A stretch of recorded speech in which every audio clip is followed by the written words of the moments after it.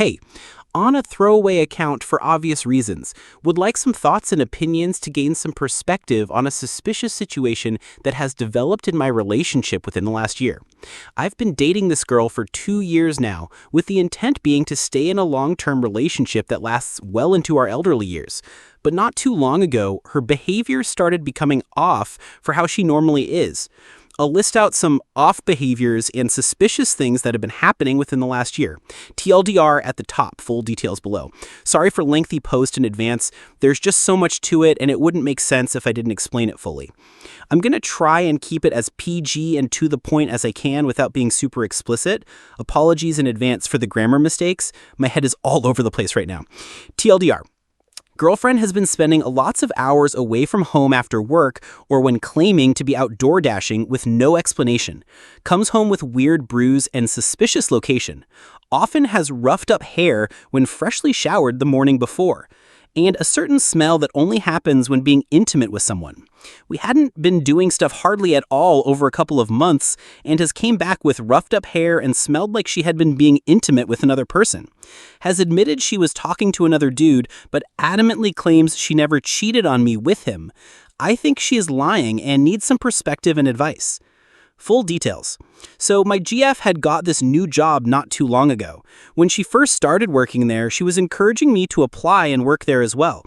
I was having some employment issues at the time, struggling to find a job for a few months. She thought it would be a good idea for me to try and work there too. I applied, but with no success. She said there were a bunch of spots open and they were always hiring people because a lot of people quit often. But about a month and a half into her working there, she started discouraging me from trying to apply there when she had asked me to originally. All spots had been apparently filled, according to her.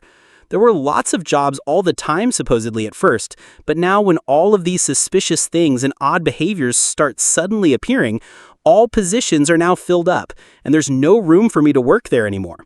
I didn't think much of it at the time. Makes sense that she wouldn't want me to be there looking back now, though.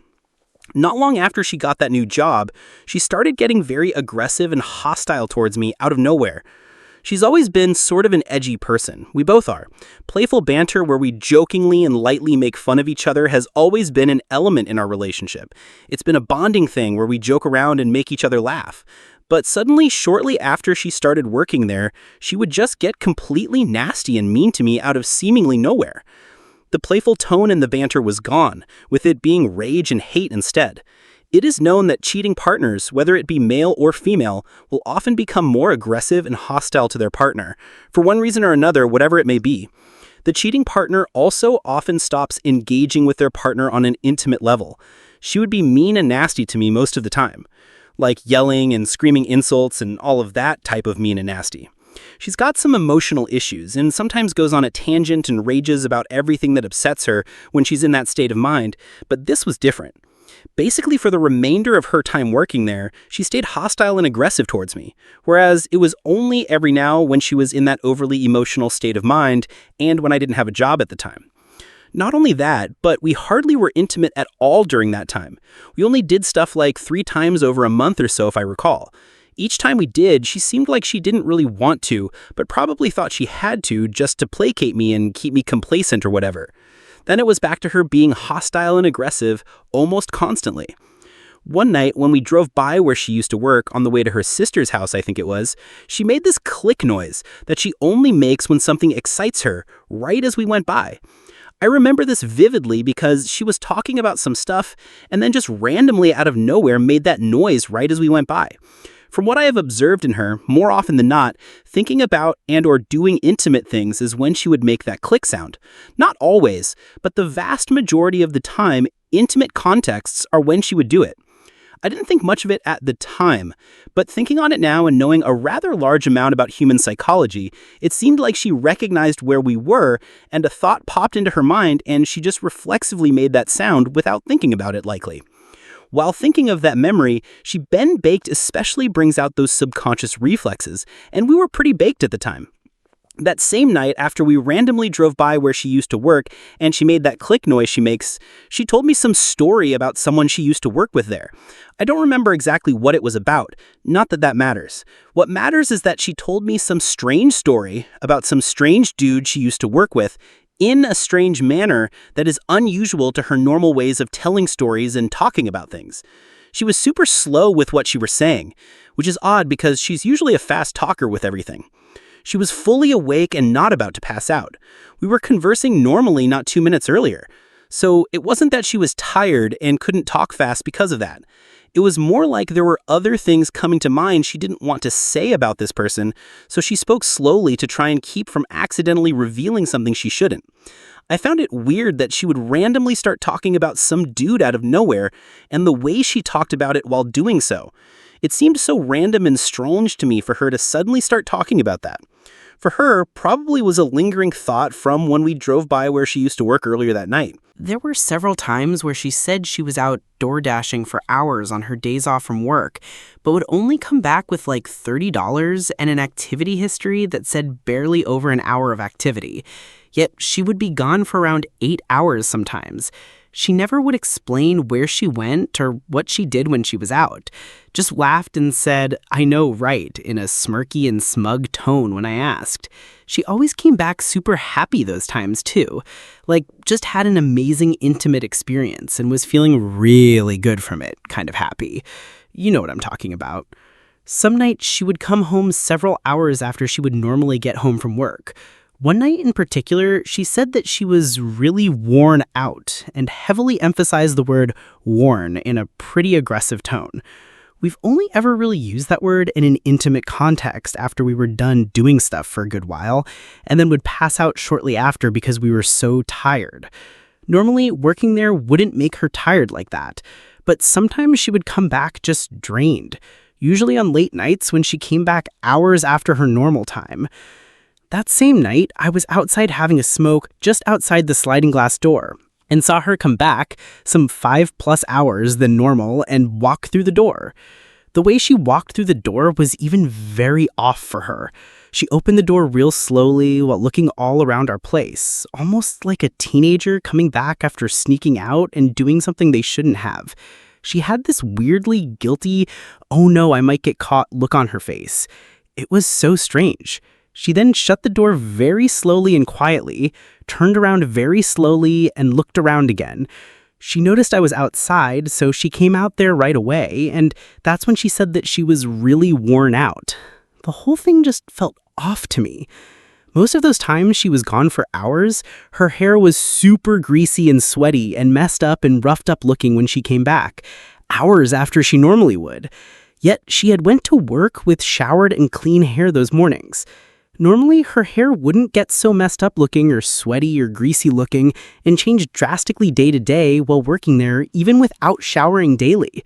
Normally, she wouldn't be super sweaty either, but it was, and she was when she returned on multiple occasions during these unexplained disappearances for hours.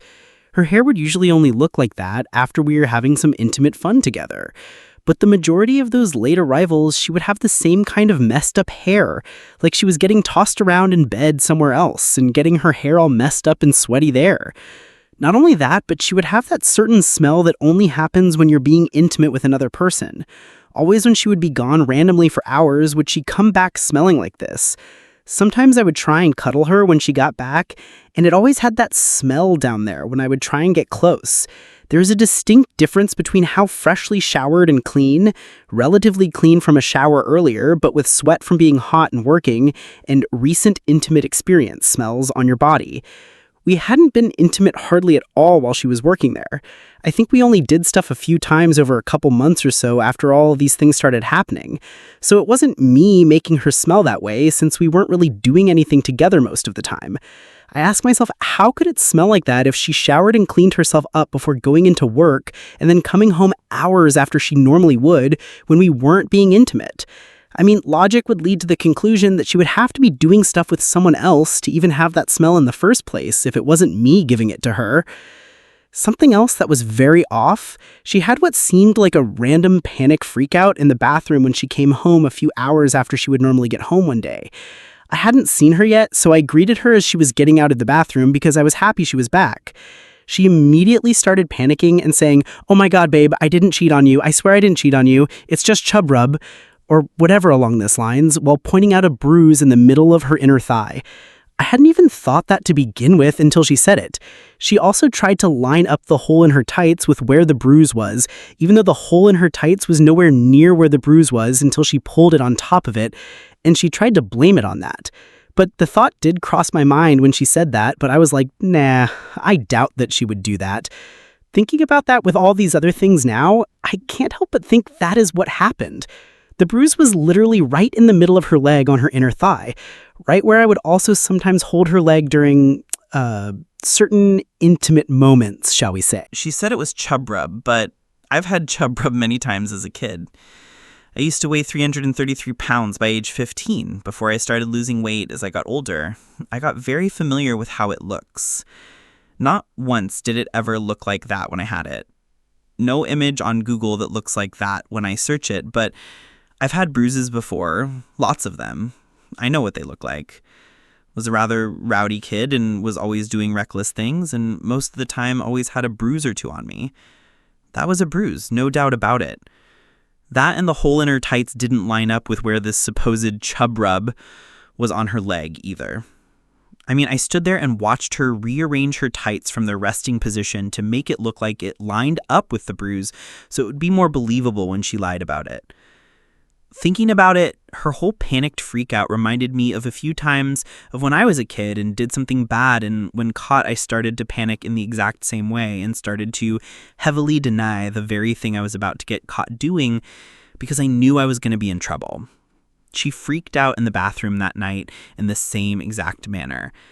That alone was a pretty huge indicator, knowing how I myself have behaved in the same exact manner when doing bad things as a young kid.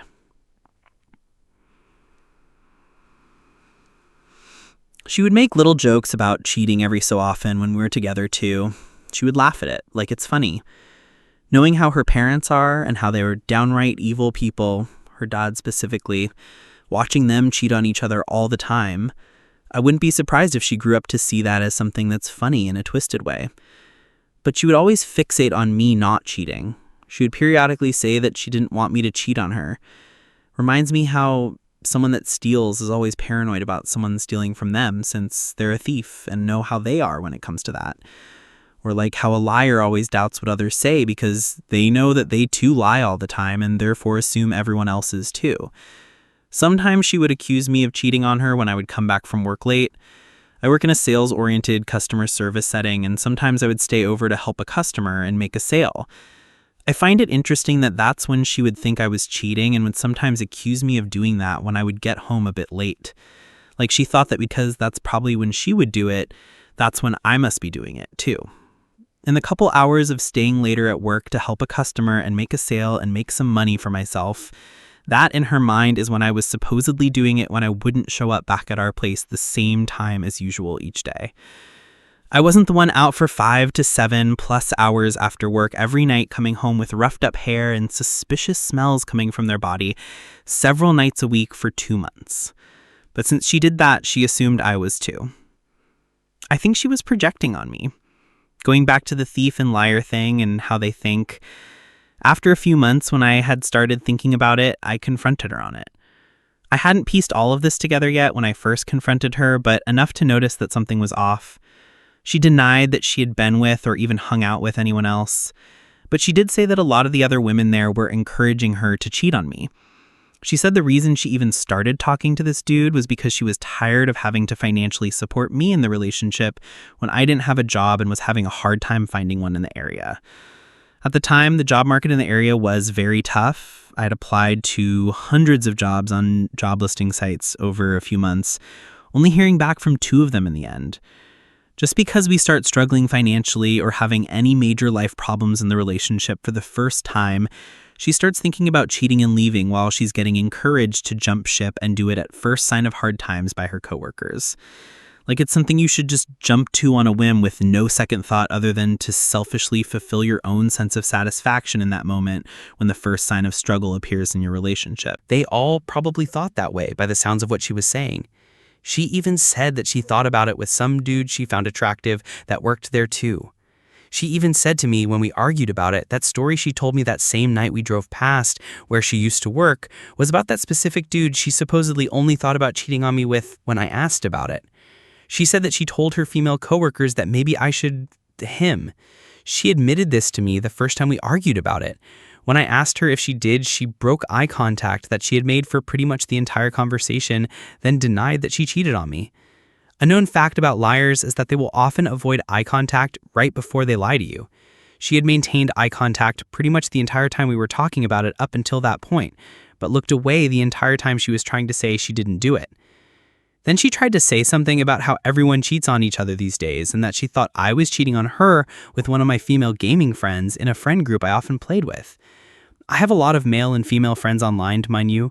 Some I click with more than others, sure, but we're all scattered around the country hours away from each other. I said to her, yeah, let me just cheat on you with someone online that's literally on the other side of the country thousands of miles away that I couldn't do anything about or physically touch even if I wanted to? How fulfilling that would be. That makes total sense. Right. Like what? She said it to me in a way that made it sound like she did it because she thought I was doing it first. Just because I played with certain people more than others doesn't mean I'm carrying out an online affair from thousands of miles away. She then started rattling off about how she learned from it and about second chances like 2 seconds later.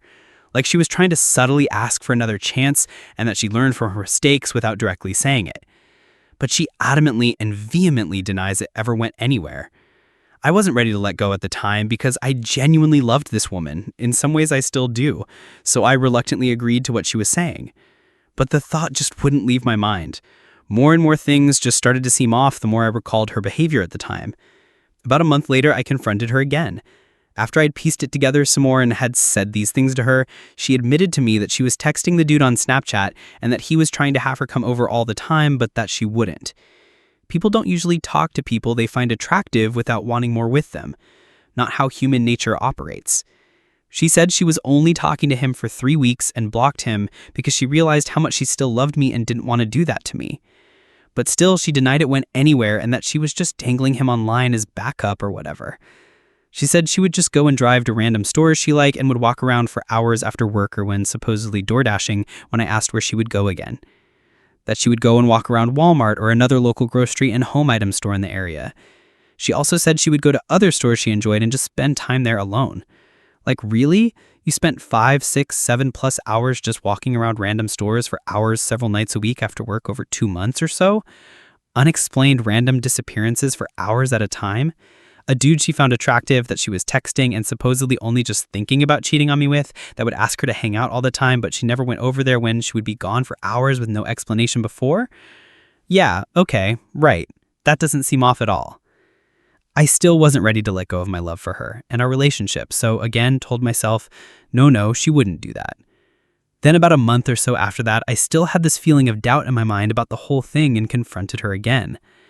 I had told my cousin a few things about all this, and even they said it seemed off. My cousin had suggested that I have her dump all her Snapchat data and go through everything, to which I did, and she agreed. She was hesitant about it though, asking me before she started downloading it, will you be able to see like everything in there, in this low-key concerned tone? Like she was worried about what I might find. Then she said that I might see some more risque things from her friend that sends her pics of their cosplay outfits, and that I might see some flirting with the dude in question, but nothing else. As soon as it downloaded, she tried looking through it, frantically swiping through everything to see what all was in there, probably looking to delete whatever before I had a chance to look at it. I told her to stop and to upload it so I could download it and look at it myself. She agreed, hesitantly. Once I downloaded it to my phone, I said I'd look at it when I got home, and she started to panic, saying she didn't want me to look through it by myself, probably because she was worried and would try to mislead or otherwise cover up whatever she thought may have been in there if I had to guess. I had already broken up with her and moved out a week earlier because of other issues in the relationship, but we had agreed that if we could resolve our underlying financial and other issues and fix why we argued, that we would try again, so we were still talking and lightly hanging out. But she said she wanted to prove to me that she didn't cheat, so this was one of the only ways I could think of to find some hard evidence. Well, I got home and looked through the Snapchat data, but it was a complete bust. It only saves messages that you have clicked on to save in chat, and that the disappearing ones don't get saved in the history. But she didn't know that since she was at work and hadn't had time to go through and look at it herself. So that gave me some room to get creative. I was talking to her over the phone during one of her breaks at work, and so that there were messages from her that said she was on her way over there. She didn't deny it, but said because there was no address that she didn't go over there. IDK how she could be on her way somewhere without knowing where she's going. She didn't believe me when I said that there were messages, so I created some images in Photoshop of a conversation between him and her, where I made it look like she said she was on the way a few times. Again, she said the thing about no address in the chat means she didn't go over there since she didn't know where he lived. Didn't deny that she said she was on her way over a few times, but said she never ended up going over. She was also talking to him for 2 months, not 3 weeks, according to the friend ad block history that shows when someone was added or blocked. So she lied about how long she was supposedly just talking to him for. To try and confirm this, I had her pull up her Google Maps history in person. All of her history was there, except for that time period of when the Snapchat friend database showed they were friends. The history dated during the period they were talking to each other was gone. Yet every other search was there. She uses Google Apps several days a week, so there should have been something there. But nope, nothing. I mean, if there was nothing to hide, then why was that section of the history missing? There had to have been something worth hiding, or else it wouldn't have been gone. But oh no, she still never went over there or cheated on me. Even with all of this evidence laid out, she still denies it.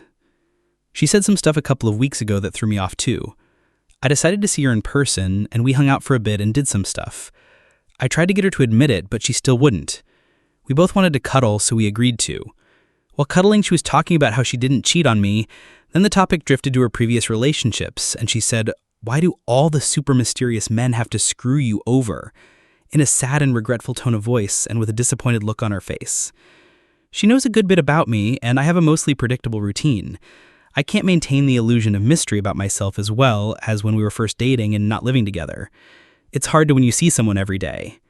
I would try and surprise her with trips to places where I wouldn't say where until we would get there, or go somewhere and pick something up I know she really enjoys as a surprise for her. Things like that.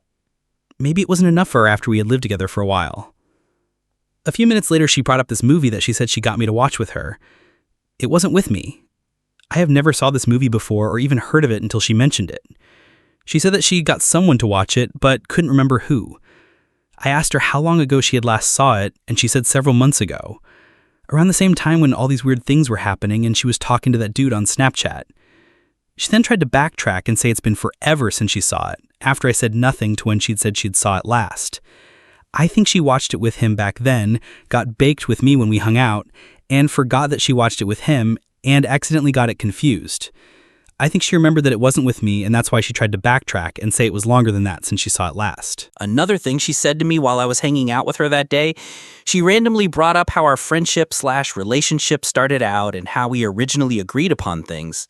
She said that she was looking for a relationship when we first started hanging out and not to just be friends with benefits, and that if she couldn't have a relationship, she was gone. That is not at all how I remember things going. When we first started hanging out, we were watching TV and enjoying some recreational refreshments, shall we say, and both just agreed to be FWBs. We talked about a relationship one day, maybe if it felt right, but we agreed to just keep it casual for the time being. It was her that started asking me if I wanted to be in a relationship a couple months after we were hanging out more often. She casually asked if I would want to get into a relationship, and I said that I would like that. It wasn't an ultimatum of no FWBs and relationship only or if she's gone. That was not how it went at all. Again, I think she was baked and got it confused with that dude and projected it on me. I think she said that to him when she started wanting more with him and to leave me and he rejected her, and that's why she randomly said the thing about why do all the mysterious men have to screw you over in that regretful and sad tone of voice not 10 minutes earlier. Her home life growing up was straight out of a horror movie. You don't even want to know the things she went through as a kid. Her father was an evil man, pure and simple. Her mother, an alcoholically induced schizophrenic that would take drugs with her drug-addicted father and tolerate his actions because of what he provided to her. From the things she's told me, it's no wonder she is how she is. Growing up with all of that, you don't get to walk away untouched by it. She's a mixed bag to a lesser extent. Some things that she laughs at when she shouldn't are unhinged and just plain wrong. But other morally wrong things she sees appall her and she gets mad or sad about them. I don't say these things to bash or hate, more so to try and sympathize and explain her a bit. I've tried to show her some of those missing pieces and why they're important in the past, and a few of them she's actually absorbed and integrated. But she's still missing so much life lessons and perspective that would cause a shift in her mentality about those other things. I don't think she's entirely narcissistic, more so a blend of that and BPD. She shows too many BPD traits like fear of abandonment and rejection, and causing unstable relationships as a way of pushing away people so she doesn't have to be the one that's abandoned. When I left her initially, she started saying, "Don't leave me," over and over with rivers flowing from her eyes. It was hard for me to hear that since I was struggling to fight tears of my own. I had to go though, it always becoming too much for me. But that not wanting to be left fear of abandonment is a BPD trait. Her emotional instability was also a BPD trait. Supposedly she was diagnosed as bipolar, but I think they got it wrong since that fear of abandonment is one of the BPD hallmarks. Bipolar mood swings can often be similar to BPD mood swings, but have several differences in how they manifest. All in all, at the end of it, I just can't help but feel a great sense of sorrow for her.